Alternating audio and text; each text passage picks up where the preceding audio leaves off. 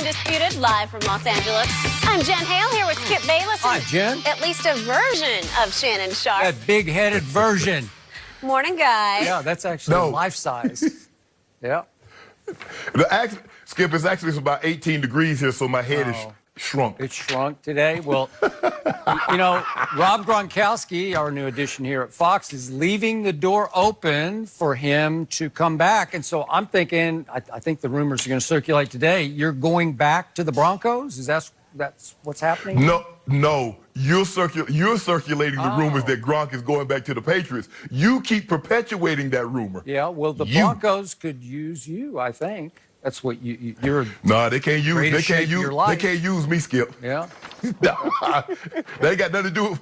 I'm in good shape for a 51-year-old. I'm not in football shape. Well, you're in debate shape. That's debatable. Yeah. I'm about to beat Skip down. Yeah. It's going to be a fun show today. Absolutely packed this Friday. Will the Cowboys defense get that swagger back? Plus, are Deshaun Watson and Patrick Mahomes almost identical quarterbacks? Yep. But this morning, we're going to get started with the Patriots and the Giants from last night. The Giants gave the Patriots a slight scare with a 14-14 score that lasted late into the second quarter. From there, though, you know the story. All Brady and the Pats. New England would score 3 unanswered touchdowns, 2 of them QB sneaks from Brady to go on to win 35-14. Brady finished with over 300 passing yards, but important to note, he also had a pick and a fumble. So, Shannon, what grade would you give Brady's performance last night? F. Ooh. What? F, Skip Bayless. F. I think that cold thing. just shrunk your brain.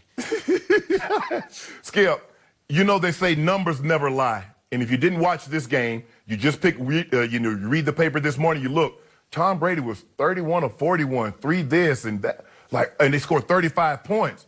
But no. If you watch that game, Skip, that interception to Julian Edelman, that's not Edelman's fault. You can't blame that on Edelman. Edelman ran a great route. Tom Brady missed him.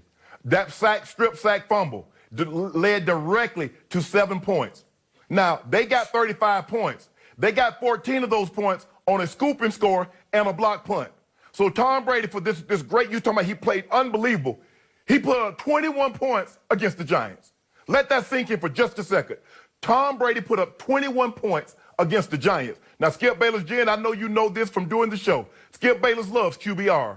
It measures 0 to 100, 50 being average. It measures the quarterback play. It takes into things like running ability, passing yards, touchdowns. Tom Brady was 43. 50 is average.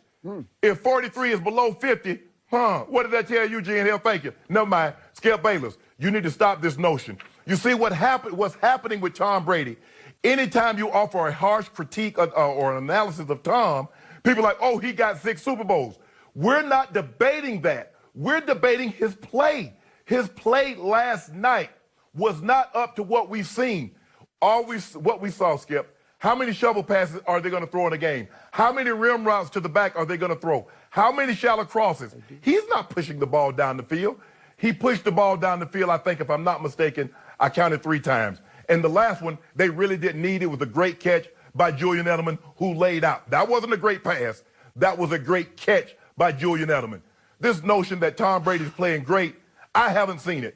Outside of the first game of the season against the Steelers, I don't see what everybody else is seeing. And that's one of the reasons, Skip, I do not watch television with sound.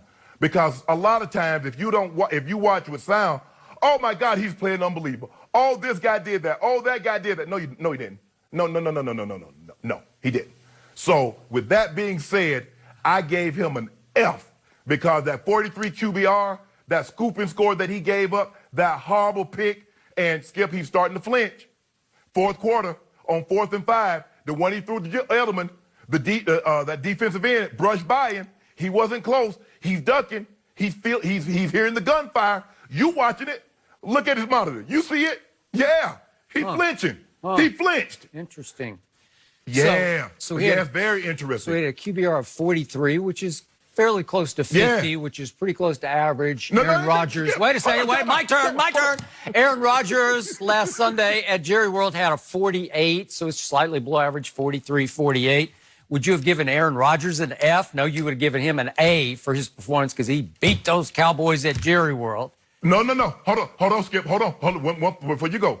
Did Aaron Rodgers have a strip sack fumble that lead to a touchdown, and did he throw an interception? A simple yes or a simple no will suffice. Did Aaron Rodgers have Aaron Jones as his right-hand man and his left-hand man? Did Aaron Jones not take over that game? Was it more of an Aaron Jones game than an Aaron Rodgers game? Yes, it was. Was Aaron Rodgers mostly a game manager last Sunday? Yep, he was. And yet, what was Tom Brady? Now it's my turn. Thank you very much. Okay. So I want everybody to let this sink in that my man Shannon Sharp just gave Tom Brady an F for a 43 QBR. Now, let's see what I give him. I'm going to go A- because I had my sound up on my TV, and if you had had your sound up, you would know the wind last night in Foxborough was extreme. It was severe. It was gusting to 35 and 40 miles an hour. And if you were going with it, it was hard to touch pass it deep because the throw to Edelman at the end, I know it was just a sort of a game closing throw, but still, it's hard to touch pass it because we saw what happened in the first quarter with the interception. The ball was just funky flying. It was just like if you threw it up in the air, it was God only knows where that ball might go given the gust factor at that moment. So extreme wind where you're throwing into it, where the ball's going to nosedive, or obviously with it, it's just hard to let it settle in a receiver's hands. And Julian made a great catch, but that was a really good throw with the wind to even get it in his vicinity because Daniel Jones was having all kinds of trouble with the wind too.